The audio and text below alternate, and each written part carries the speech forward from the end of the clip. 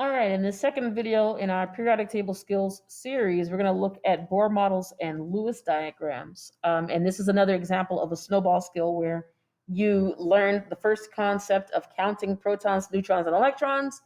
That will be used for this skill of Bohr models and Lewis dots. And then you would use Bohr models and Lewis dots for other things down the line. So if you do not know how to count the number of protons, neutrons, and electrons in an atom, I do recommend going back and watching the first video in the series. Should be in the playlist on YouTube. So with this particular topic, it should be a pretty straightforward and simple topic. This is just a skill of drawing what are called Bohr models and Lewis dot diagrams. So essentially, we're going to be drawing different representations of elements on the periodic table. And so I have some pre-selected that should not be too much of an issue for us. So how do you draw a Bohr model? How do you draw a Lewis dot diagram? Let's first look at the Bohr model. So what you'll do with a Bohr model is basically map out all of the electrons that any particular atom has. And you're going to place them in rings, which we're going to call energy levels. Some people refer to them as shells. Both terms are acceptable. So for the first example, we're going to look at the element hydrogen, which is element number 1 on the periodic table. The atomic number is 1. So from the first video, or what you may already know, is that if your atomic number is 1, that means, of course, you have 1 proton, but more importantly, 1 electron. And you will see a heavy emphasis in this class on electrons. So hydrogen has only 1 electron, so you're going to draw a diagram showing where that 1 electron is going to be located. So to start your Bohr models off, we typically put a dot or a circle for the nucleus. And then we're going to put a ring. That first ring is our first energy level, or the first shell. And in the first energy level, up to a total of 2 electrons can go there. In the case of hydrogen, it only has 1 electron. So you will simply put 1 dot on that first ring, just like that. So this will be the completed Bohr model for hydrogen. Now, in the case of the next element here, which is helium, this is element number 2 on the periodic table. The atomic number for helium is a 2, so that means there are 2 protons and 2 electrons. Now, in the first Bohr model for hydrogen, we did not draw the protons. No one's talking about neutrons. This is all about electrons, and that's one of the most important things we discuss for the majority of chemistry this year. For helium, you're going to draw 2 electrons. So you're going to put your nucleus. And now let's draw our first energy level. And a total of up to 2 electrons can go in the first energy level. So here's the first one, and here's the second electron. Some people or some textbooks or online resources might show the 2 electrons side by side. It doesn't really matter. I'm used to drawing it like this. I'm a very consistent person with my habits. So this is the way that I've always done it. And that's how you're going to see me do this when I teach you this skill. And you're going to see why I do this a little later on. So here's that first energy level, that first ring, that first shell, whatever you want to call it. 2 electrons are there.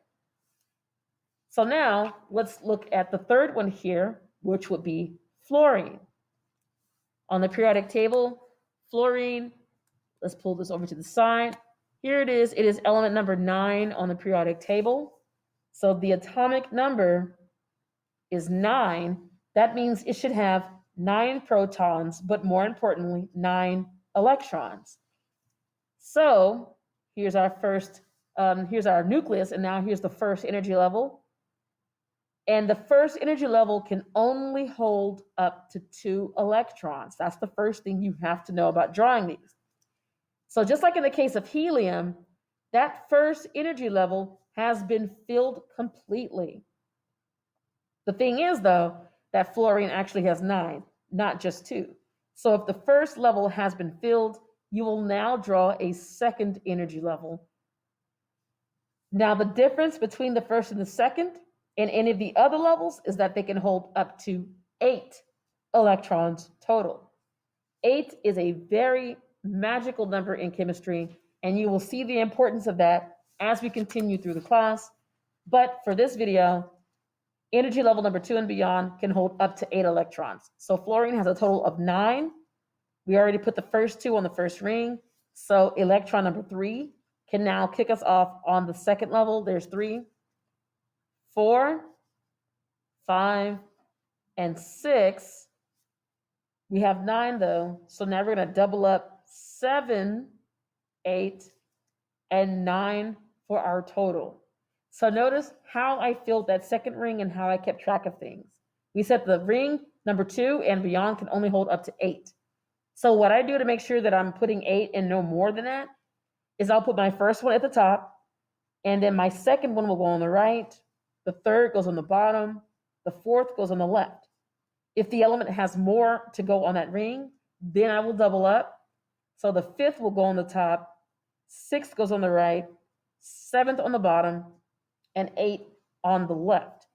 Then I would know, okay, if I have a pair, a pair, a pair, and a pair, then that ring has been filled completely. In the case of fluorine, it has not. That ring is not full. And I'm emphasizing this for a later topic. So this will be your Bohr model for fluorine.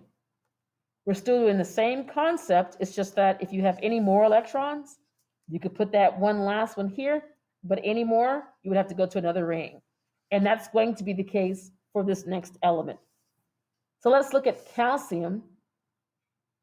Calcium on the periodic table is element number 20. My recommendation is for you to pause the video and then see if you can do calcium before I show you the solution. You might want to pause now. Now, if you've already finished drawing your model for calcium, here is how it should look. There's an atomic number of 20, so that means there should be 20 electrons total. So here we go. Here's the nucleus.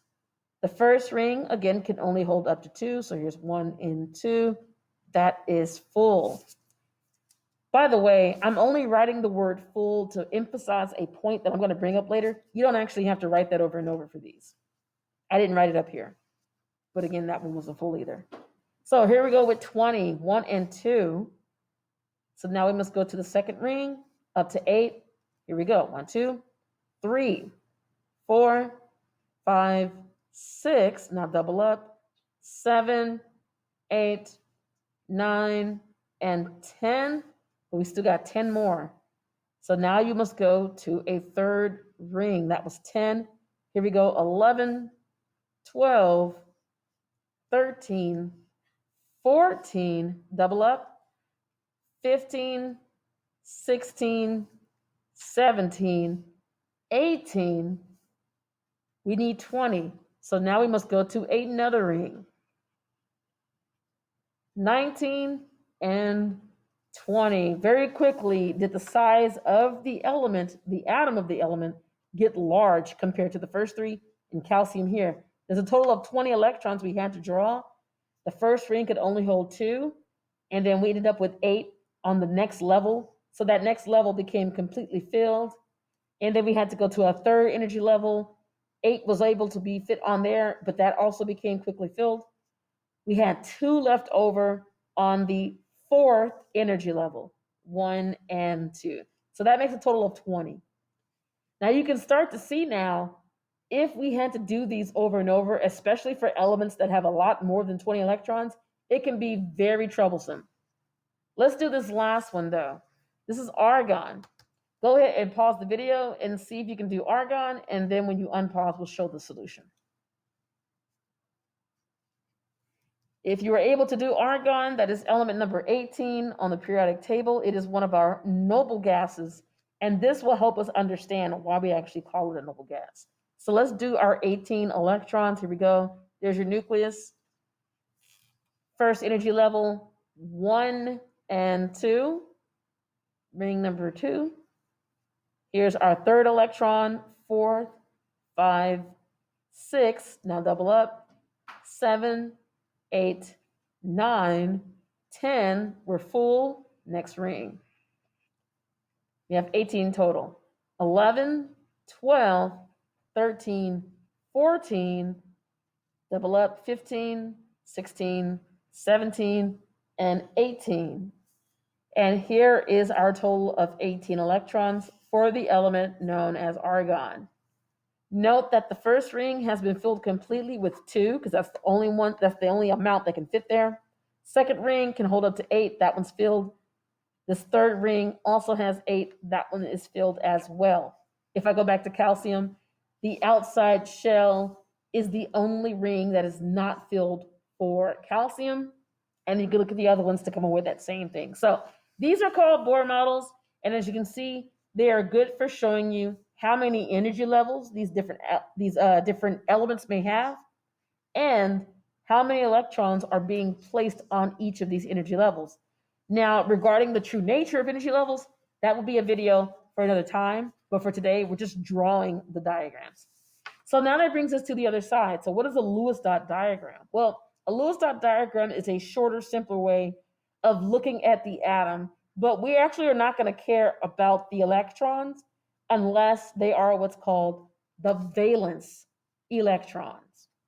And that's going to be the key difference between the Lewis dot structures and the Bohr models. The Bohr models will show you every single electron that the atom contains.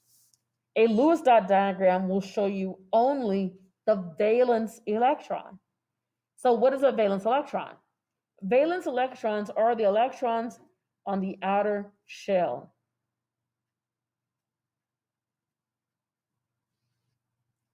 Also known as the valence shell, or the most outside energy level. So in other words, if you imagine looking at a Skittle or an M&M, it would be the color of the actual candy itself. What color is the outside? That's what we mean when we're talking about the valence shell. We're looking at the electrons on the outer shell. So in the case of hydrogen, what's the outermost ring? There's only one ring. How many electrons are there? 1. So hydrogen has 1 valence electron. What about helium? It only has 1 ring, and there's 2 there. Helium has 2 valence electrons. Look at fluorine. Here's the outer shell, not the first shell, but that second energy level, the outer energy level. That's your valence shell. How many electrons are there? 1 and 2, 3 and 4, 5 and 6, 7 valence electrons. Look at calcium. There's a lot of electrons all inside the atom, but how many are on the outside? Here's that outer shell, that outer ring. Only 1 and 2 are sitting there. 2 valence electrons. Do argon. How many electrons can you count on the outside ring? Here's that outer shell. 2, 4, 6, and 8. There are 8 valence electrons in that Bohr model. So what the Lewis dot structure is going to have you do is focus on just those valence electrons. Here's how you do it. You're going to first write the symbol for the element. So for the first example, it is hydrogen. So we're going to write a capital H for hydrogen. Then you're going to put the number of valence electrons around the symbol, almost like you're doing a Bohr model. So in the case of hydrogen, it only has 1 valence electron. So I'm going to draw 1 dot on top of the symbol, which is a H. This is your Lewis dot structure for hydrogen. It's pretty simple. Look at the second one. The second element is helium once again, so you're going to place your symbol for helium here. So capital H, lowercase e. How many valence electrons does helium has? It has 2. We already identified that. So we're going to do 1 and 2. We're only showing the valence electrons. Yeah, you could have drew this dot down here so it can match more perfectly with the Bohr model if you wanted to. It honestly doesn't matter. I've also seen some people put both electrons side by side on the top. That also does not matter to me. Now, what does matter is when you get beyond the weirdness of the first ring. So here's fluorine. So for the Lewis dot, we're going to put the symbol F. How many valence? There's a total of 9 electrons, but we identified that 7 of them are on the outer shell. So you're going to draw those 7 valence electrons. So here we go. 1, 2, 3, 4. Now double up. 5, 6, and 7. So here's our Lewis dot structure for fluorine. And notice how it matches the Bohr model if you ignore the rings and everything else inside. The Lewis dot structure should be the same as the Bohr model, but it only shows you the valence electrons. That's the only difference. Do calcium. Now, when you look at calcium, you may think there are a lot of electrons in this Bohr model. That looks very messy and junky. But how many valence electrons do you see here for calcium? Here's that valence shell, and there's only 2 sitting on it. So even though there's 20 electrons, for the Lewis dot structure of calcium, you're only drawing 2 valence electrons. 1 and 2 would be your answer for calcium. Last but not least, here is argon, the only element on my example list here that has a completely filled outer shell of 8, which is why we call that a noble gas. So put the symbol for argon, which is Ar, and now we have 8 valence. So 1, 2, 3, and 4. Now double up. 5, 6, 7, and 8. So here is a completely filled outer shell element, argon, which is why we call that a noble gas, because it has a completely filled outer shell. Helium is also a noble gas. It has a completely filled outer shell. It's just that it only has 1 shell that can hold 2. So by having 2 here, it is also technically completely filled, even if it doesn't have 8. So this is how you draw Bohr models and Lewis dot diagrams. They are both important. It just depends on what information we're trying to get. And as we move forward through chemistry, I can tell you straight up that the Lewis dot structures are going to be used a whole lot more than these Bohr models will be from now on. But you cannot understand how to do these Lewis dots if you don't know how to do Bohr models first.